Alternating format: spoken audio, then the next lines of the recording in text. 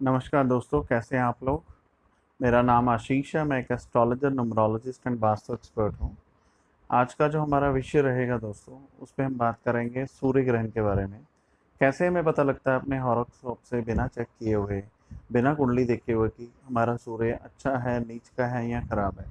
जो भी सिम्टम मैं आपको बताने जा रहा हूँ, उससे आपको आइडिया हो जाएगा कि आपका सूर्य कैसा है।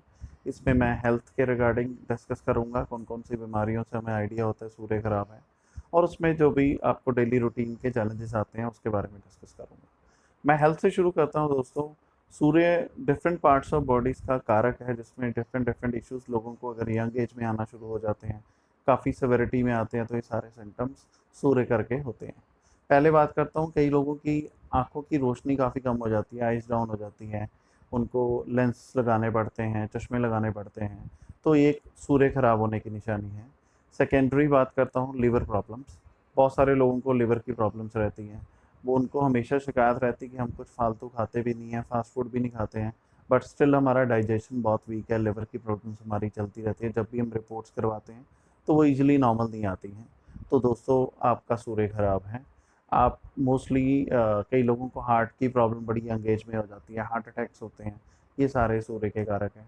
अगर आपकी बोन्स वीक है, कैल्शियम लेने के बाद भी आपको बोन्स की वीकनेस हमेशा फील होती रहती है, रिपोर्ट्स में भी वो चीज़ें आती हैं, तो दोस्तों आपका सूर्य वीक है। ये सारी प्रॉब्लम जो है हेल्थ से रिलेटेड, सूर्य का इसका कारक है। अब अपार्ट फ्रॉम हेल्थ मैं बात करूँगा, आपको पर्सनल लाइफ में क्या दिक्कत आती है। बहुत सारे लोग जब भी मुझे कांटेक्ट करते हैं, मेरे से बात करते हैं, तो मुझे बताते हैं कि उनको सोसाइटी में वो सम्मान नहीं मिलता बहुत कुछ करने के बाद भी। बहुत सारे लोगों के लिए बहुत कुछ करते हैं, इन रिटर्न उनको कुछ नहीं मिलता। एंड वो ग्रुप्स में भी होते हैं तो उनको काइंड ऑफ नेग्लिजिबल फील किया जाता है। जैसे फॉर एग्जांपल, कोई पार्टी ऑर्गेनाइज करनी है, अगर बहुत सारे लोग खड़े हैं, ऑफिस की पार्टी है, अगर किसी का सूर्य वीक है तो उनकी कोई सजेशन तक नहीं पूछता। तो इनिशियली हम यंग एज में इसको लाइटली लेते हैं, बट एक टाइम के बाद once we get married and all that things, और हम थोड़ा फील करना शुरू होता है, तो चीज़ें सवेयर होती जाती हैं। सूर्य वीक वाले लोगों को इजीली रिस्पेक्ट नहीं मिलती है सोसाइटी में। गवर्नमेंट जॉब्स बहुत या तो मिलती नहीं हैं या बहुत मुश्किल मिलती हैं, समान जैसे मैंने ऑलरेडी डिस्कस कर दिया।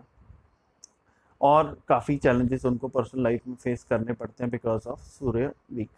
एंड इनका भाग्य उदय जो होता है मोस्टली 33 साल की एज के बाद होता है, बिकॉज सूर्य वीक जो रहता है वो 33 के बाद आपका भाग्य उदय होना शुरू होता है, आपके काम ठीक होने शुरू होते हैं। प्रोफेशनल लाइफ में बहुत सारे चैलेंजेस रहते हैं आपके अगर सूर्य वीक है। मोस्टली जॉब्स में उनको अपनी सीनियर मैनेजमेंट, अपने सीनियर बॉसेस के साथ हमेशा चैलेंजेस रहते हैं, वो एक सूर्य खराब होने की निशानी है। तो ओवरऑल ये हमारे करियर, सब चीज़ों को इम्पैक्ट करता है। वर्ल्ड में दोस्तों जो भी लोग इंडिपेंडेंट करोड़पति बनते हैं बड़ी यंग एज में, 20 साल, 25 साल, 30 साल की एज में वो बहुत बड़ा कुछ कर देते हैं, तो उनका एक ही प्लेनेट कुंडली में होता है जो सबसे सॉलिड होता है, उसको कहते हैं सूर्य। तो सूर्य एक बहुत ही इम्पोर्टेंट प्लेनेट है।